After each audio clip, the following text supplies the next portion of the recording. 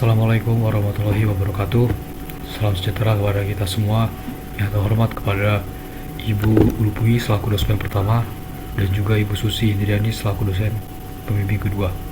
Pada hari ini saya akan menjelaskan tentang hasil penelitian saya yang berjudul pengaruh likuiditas dan Dewan Komisaris Independen terhadap peralatan laba dengan komite audit sebagai variabel moderasi pada sektor consumer non-cyclicals yang terdaftar di Bursa Efek Indonesia periode 2022 sampai 2024. Oke, yang pertama latar belakang. Jadi latar belakang penelitian saya pada era globalisasi yang ditandai dengan perkembangan teknologi informasi, integritas pasar, keuangan, serta meningkatnya arus investasi lintas negara, perusahaan dituntut untuk menyajikan informasi keuangan yang berkualitas, transparan, dan dapat dipercaya oleh pemangku kepentingan. Nah, kemudian ini ada fenomena masalahnya. Di sini salah satunya terjadi pada PT 3 Pilar Sejahtera atau biasa disingkat AISA. Berdasarkan hasil investigasi yang dilakukan oleh Ernst & Young, ditemukan adanya indikasi overstatement sebesar 4 triliun pada akun piutang, persediaan, dan aset tetap. Selain itu juga terdapat overstatement penjualan sebesar 662 miliar. Kemudian pada kasus yang kedua ini terjadi pada PT Garuda Indonesia. Di sini PT Garuda itu mengakui pendapatan sebesar dari kerjasama antara PT Mahata Aero Teknologi. Padahal pendapatan itu belum memenuhi ketentuan sesuai dengan standar akuntansi yang berlaku, sehingga perusahaan tersebut mengakui pendapatan sebesar 809 US dollar. Sehingga kalau misalnya pendapatan nggak dicantumkan, Garuda itu mengalami kerugian sebesar 244,96 juta US dollar. Oke, selanjutnya ada pertanyaan tujuan penelitian. Pertanyaan penelitian di sini, apakah likuiditas berpengaruh terhadap praktik peralatan laba? Kemudian, apakah Dewan Komisaris Independen berpengaruh terhadap praktik peralatan laba? Kemudian, apakah komite audit mampu memoderasi pengaruh likuiditas terhadap praktik peralatan laba? Dan yang terakhir, apakah komite audit mampu memoderasi pengaruh Dewan Komisaris Independen terhadap peralatan laba? Tujuan yang pertama, menguji pengaruh likuiditas terhadap praktik peralatan laba. Yang kedua, menguji pengaruh Dewan Komisaris Independen terhadap praktik peralatan laba.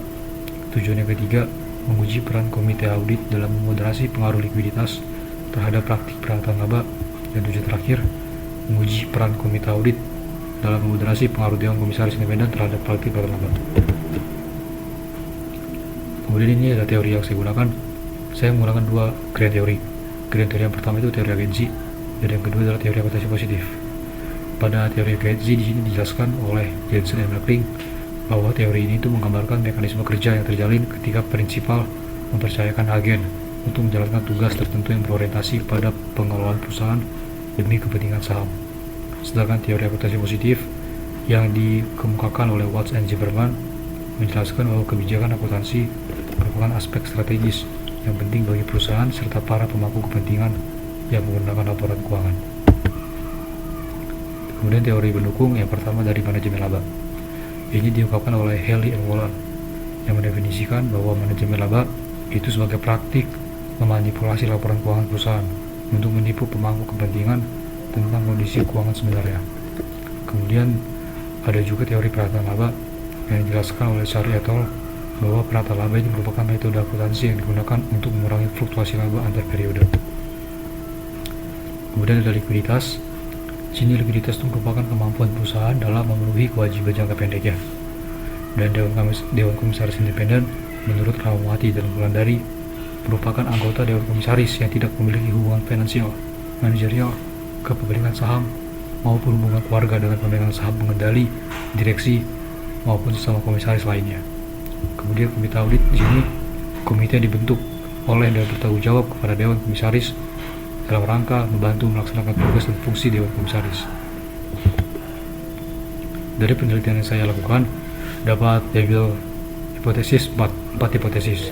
Hipotesis pertama, likuiditas berpengaruh terhadap peralatan laba. Hipotesis kedua, Dewan Komisaris Independen berpengaruh terhadap peralatan laba. Hipotesis ketiga, komite audit sebagai variabel moderasi memperkuat pengaruh likuiditas terhadap peralatan laba. komite audit. Dan titik terakhir, komite audit sebagai variabel moderasi memperkuat pengaruh Dewan Komisaris Independen terhadap peralatan laba. Ini metode penelitian yang saya lakukan. Jadi penelitian ini berfokus pada beragam perusahaan di industri makanan dan minuman pada sektor konsumer non cyclicals yang terdaftar di BI.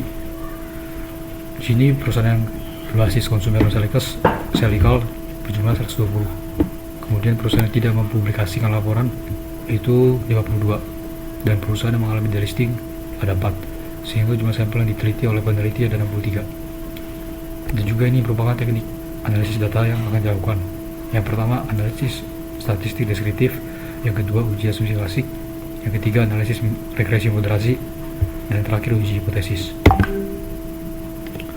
Kemudian ini metode operational variable. Jadi dari variable X nya, variable Y nya, peralatan laba itu diukur menggunakan rumus indeks Excel, sumbernya dari laporan laba rugi.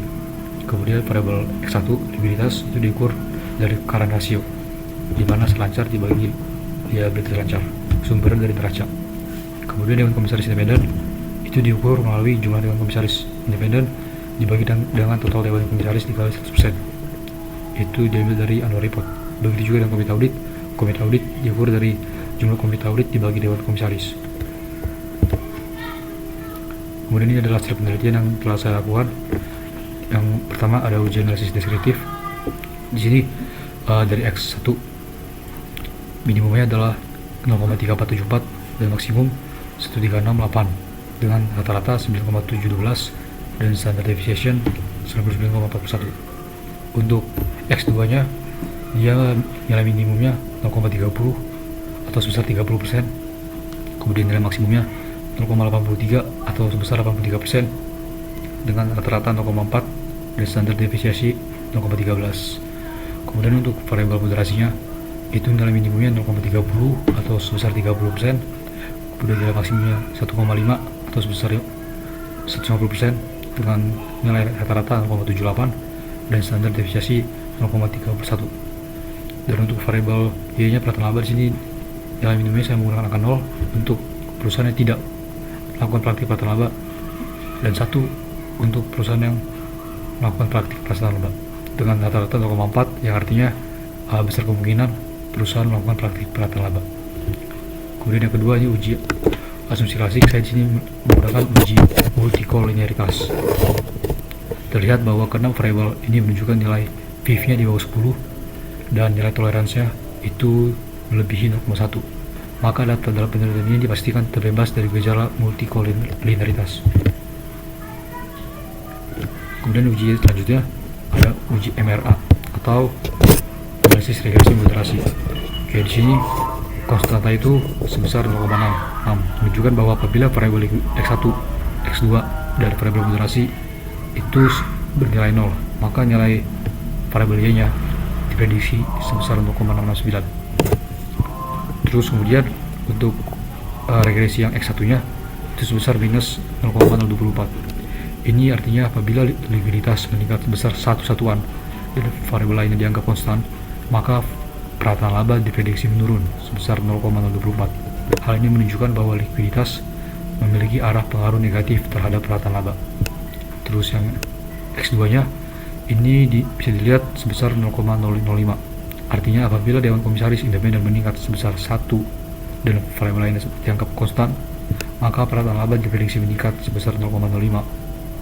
Ini artinya bahwa adanya pengaruh positif antara Dewan Komisaris Independen terhadap peralatan laba. Kemudian untuk komite audit ini sebesar minus 0,190, menunjukkan bahwa apabila komite audit meningkat sebesar 1 satuan, maka peralatan laba diprediksi menurun sebesar 0,190. Hal ini menunjukkan bahwa komite audit memiliki arah pengaruh negatif terhadap peralatan laba. Kemudian untuk interaksi yang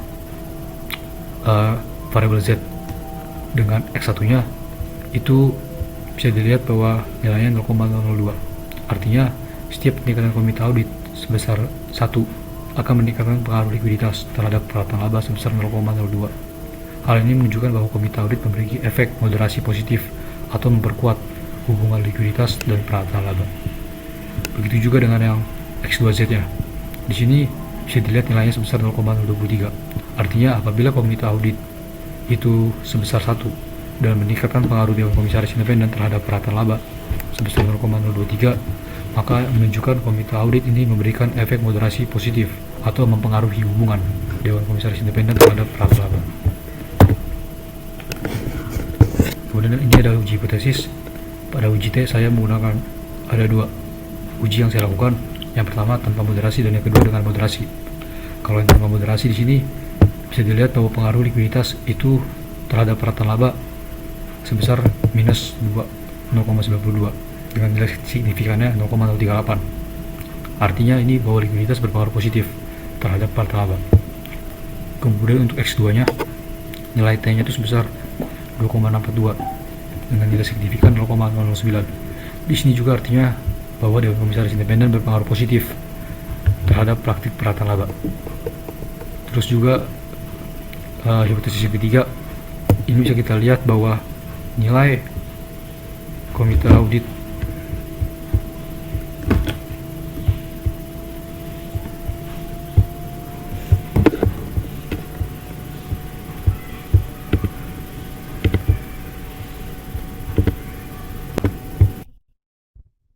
baik, akan saya lanjutkan. Kemudian untuk hipotesis yang ketiga, di sini pengaruh moderasi komite audit terhadap hubungan likuiditas dan peratan laba itu sebesar, bisa dilihat nilai T-nya 2,032 dengan nilai signifikan 0,44. Artinya di sini komite audit itu mampu memoderasi pengaruh likuiditas terhadap peratan laba. Kemudian yang terakhir, pengujian hipotesis keempat. Di sini bisa kita lihat bahwa nilai T-nya sebesar 3,587 dengan nilai signifikan 0,000. Artinya di sini komite audit mampu memoderasi pengaruh Dewan Komisaris Independen terhadap peratan laba. Kemudian selanjutnya ada uji T. Bisa dilihat dari tabel ini bahwa nilai tersebut itu lebih kecil daripada 0,05 nilai signifikannya, sehingga dapat ditarik kesimpulan bahwa model regresi dalam penelitian ini layak dilakukan. Kemudian terakhir ada uji R atau determinan. Pada uji ini terutama kita bisa lihat di kolom adjust R square-nya itu menunjukkan nilai sebesar 0,103. Artinya nilai tersebut menunjukkan bahwa variabel likuiditas, variabel Dewan Komisaris Independen, dan variabel komite audit serta variabel interaksinya itu sebesar 0,103 atau 10,3%. Sementara itu sisanya sebanyak 89,7% dijelaskan oleh faktor-faktor lain di luar penelitian ini. Kesimpulan dari hasil penelitian yang saya lakukan, yang pertama hasil penelitian ini menjelaskan bahwa likuiditas mengalami peningkatan. Yang kedua, hasil penelitian ini menjelaskan bahwa apabila jumlah Dewan Komisaris Independen mengalami peningkatan, maka perusahaan cenderung melakukan praktik peratan laba. Yang ketiga, hasil dari pengujian hipotesis yang dilakukan menunjukkan bahwa komite audit mampu memoderasi pengaruh likuiditas terhadap peratan laba. Dan yang terakhir, hasil pengujian hipotesis yang dilakukan menunjukkan bahwa komite audit mampu memoderasi pengaruh Dewan Komisaris Independen terhadap peratan laba. Ini adalah rekomendasi bagi penelitian selanjutnya. Rekomendasi yang pertama, penelitian itu diharapkan dapat memperluas objek penelitian. Yang kedua, penelitian selanjutnya diharapkan dapat memperpanjang periode pengamatan. Yang ketiga, penelitian selanjutnya diharapkan dapat menambah variabel independen maupun variabel moderasi lainnya, karena diduga banyak mempengaruhi praktik peratan laba. Dan yang terakhir, penelitian selanjutnya diharapkan dapat menggunakan proksi yang berbeda dalam mengukur setiap variabel penelitian.